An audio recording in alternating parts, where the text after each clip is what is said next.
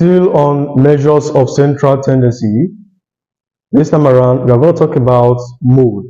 For a set of numbers, the mode is the number that appears most, the number with the highest occurrence, the number with the highest frequency.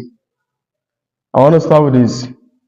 In this set of numbers, 3, 5, 2, 7, 5, 4, 6, 5, 8, 1, one of the numbers here has the highest appearance or the highest occurrence.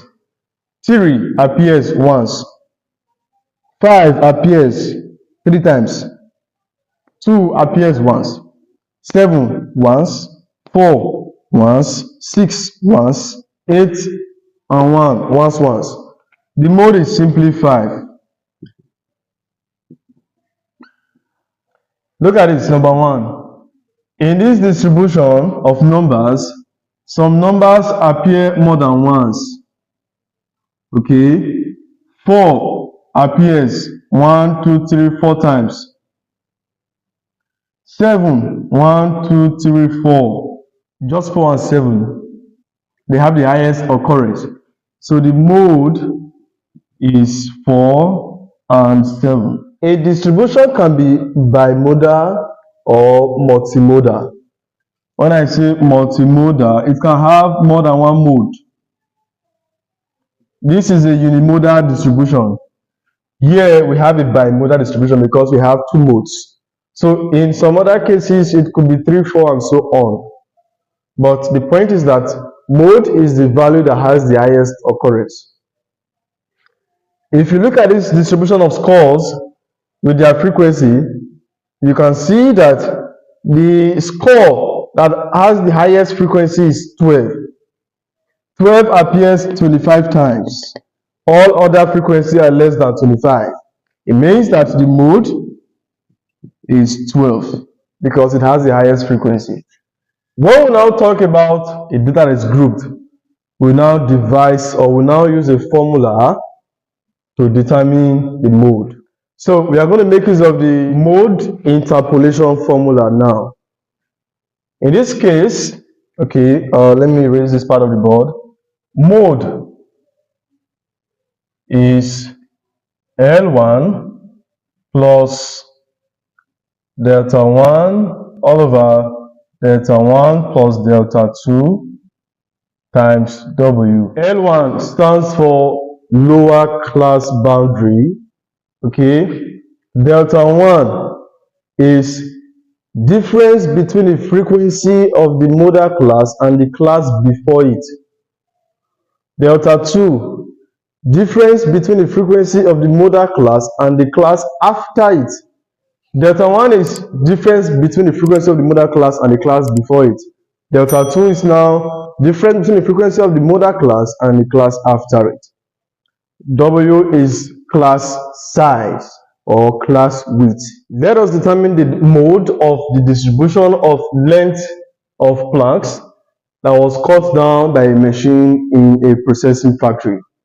Okay, these are the lengths, they are grouped, and these are their frequencies. 2, 6, 9, 9, 11, 6, 4, 3. For the cumulative frequency, this is 2. 6 plus 2 is 8. 8 plus 9 is 17.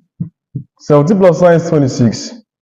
Plus 11 is 37. 37 plus 6, that's 43. Plus 4, 47. Plus 3, 50. So the sum of the frequencies is equal to 50. Add them up, you will get 50. So determine the mode now. Haven't gotten this table. What we'll do is to look for the class that has the highest frequency. The highest frequency here is 11. That means this is the modal class. The modal class is 61 to 70. That means that the lower class boundary is 60.5. If you subtract 0.5 from 61, you will get 60.5. So the formula says mode is L1 plus delta 1, okay, delta 1 plus delta 2 times the class size What is delta 1? Delta 1 is the difference between the frequency of the modal class and the class before it. 11 minus 9 is 2. What's delta 2? Difference between the frequency of the modal class and the class after it. 11 minus 6, that's 5. What is the class size? Now look at the lower limit. 21, 31, 41, 51, and so on. This minus this is 10.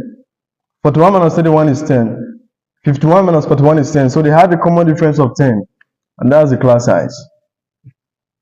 So therefore, the mode is L1 is 60.5.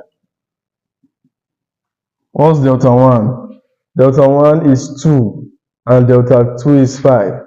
So we have 2 over 2 plus 5 times 10. Alright. This is 2 times 10, 20. 2 plus 7, 2 plus 5 is 7. So 20 divided by 7 as 2.851. 857. So 60.5 plus 2.857 is 63.357.